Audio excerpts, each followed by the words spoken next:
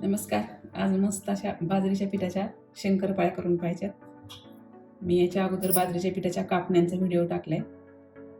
तर आज मी बाजरीच्या पिठाच्या शंकरपाळ्या बनवणार आहे. त्यासाठी मी हे खाली 2 वाटी बाजरीचं पीठ घेतले आणि ही 1 वाटी.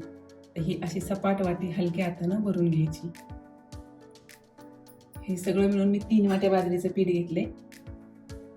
त्यामध्ये हा अर्धी वाटी रवा टाकायचा. त्याच वाटीने मी हे पाव वाटी तूप घेतले आणि हे थोडीशी जायफळ पावडर. आता हे तूप चांगलं आपल्याला या बाजरीच्या पिठाला चोळून घ्यायचं. आता हे तूप आपल्या पिठाला चांगलं चोळून झाले. आता हे पीठ आपण थोडा वेळ बाजूला ठेवू. आपल्याला याला गूळ घालायचा आहे आणि तो हे दुधामध्ये विरघळवून घ्यायचा आहे. आता मी इथे 1 वाटी गूळ घेतलेला आहे. त्याच वाटीने आपल्याला 1 वाटी दूध घ्यायचे. दूध आपल्याला गरम घ्यायचे.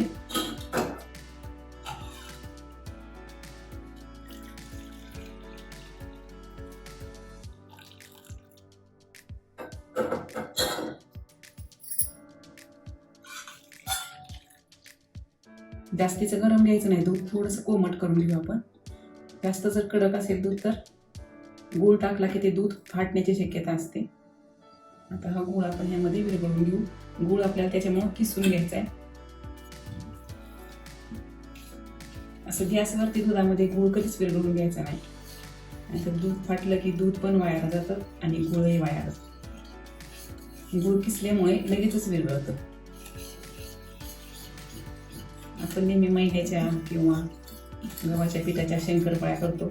ह्या बाजरीच्या पिठाच्या शंकरपाळ्या तुम्ही नक्की करून पहा. खूप टेस्टी आणि खूप मस्त लागतात. हे पहा, गूळ पूर्ण हा विरघळून गेले. आता या पिठामध्ये आपल्याला हे ओतून घ्यायचं. इथे मी आणखी थोडंसं पीठ घेतलेले. हे पीठ मी चाळून घेतलेले आहे सगळं, कारण गरज पडली तर थोडंसं पीठ जास्त लागू शकतं. मी 3 वाट्या पीठ घेतलेले असून आपल्याला यामध्ये पीठ लागणार आहे. अगोदर असे एखादी जर गुठळी झाली तुमच्याकडून तर ती अगोदर व्यवस्थित फोडून घ्यायची आणि नंतर आणखी आपल्याला लागलं तर पीठ टाकायचं. आता हे थोडं थोडं करून टाकायचं. तुम्ही यामध्ये थोडंसं रव्याचं प्रमाण वाढवायचं असेल तर ते सुद्धा वाढवू शकता. मी इथे बाजूला ठेवलेलं 1 वाटी पीठ सगळंच घातलेले. मी यामध्ये अर्धी वाटीच रवा घेतलाय. तुम्हाला जर बाजरीचं पीठ कमी करून 1 वाटी रवा वापरायचा असेल तर तेही तुम्ही वापरू शकता. तर आपण यामध्ये रवा टाकलाय त्याच्यामुळे फक्त 5 मिनिट हे पीठ झाकून ठेवायचं. हे पीठ जास्त भिजलं. आता हे पीठ आपलं व्यवस्थित भिजलेले. आता आपण याच्या शंकरपाळ्या लाटून घेऊ. हे जास्त वेळ झाकून ठेवायचं नाही, कारण बाजरीच्या पिठाला लवकरच पाणी सुटतं आणि ते पातळ होतं. त्यात आपण गूळ घातलेला आहे पण रवा घातलाय त्यामुळं थोडंसं आपल्याला 5-10 मिनिटं हे भिजू द्यायचं. असं चपाती एवढा उंडा आपल्याला तोडून घ्यायचा.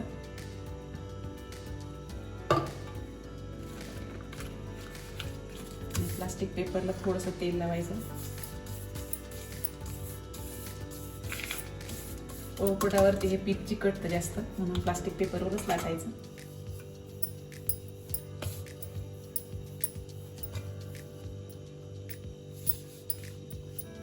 थोडंसं तेल लावायचं वरच्या बाजूने. बाजू पलटून घ्यायची.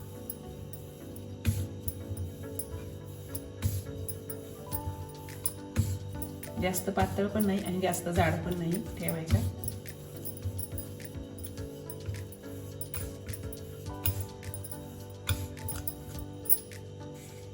याच्यावरती आपण थोडीशी खसखस लावून घेऊ.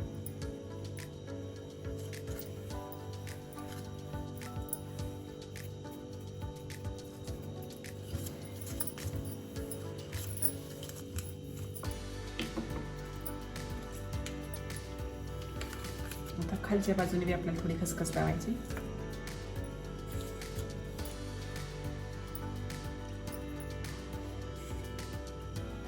तुम्ही तीळ पण लावू शकता. काहीच नाही लावलं तरी चालेल.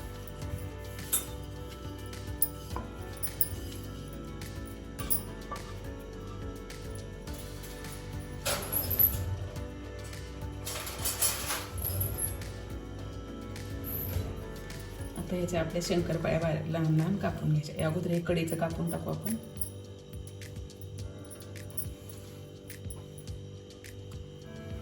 मस्त एकदम कुरकुरीत कापण्या होतात ह्या. मुलांना जेवणाच्या डब्यात थोडंसं जर काही गोड द्यायचं म्हटलं तर मस्त कापणे, मस्त शंकरपाळ्या.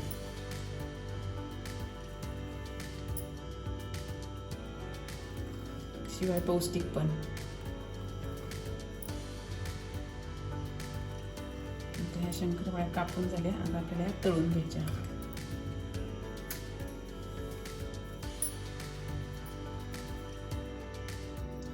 इकडे मी अगोदरच तेल तापत ठेवलेले. आपल्याला शंकरपाळ्या टाकायच्या. जास्त दाट करायचे नाही. जास्त जर झाल्या तर हे थोडेसे विरघळतात. मग गॅस मंद ठेवायचा टाकेपर्यंत. टाकल्यानंतर गॅस थोडासा मिडियम करायचा. एक बाजू भाजली गॅस एकदमच मंद करायचा. दोन्ही बाजूने मस्त असे चॉकलेटी रंगावरती भाजल्यात. आता काढून घ्यायच्या.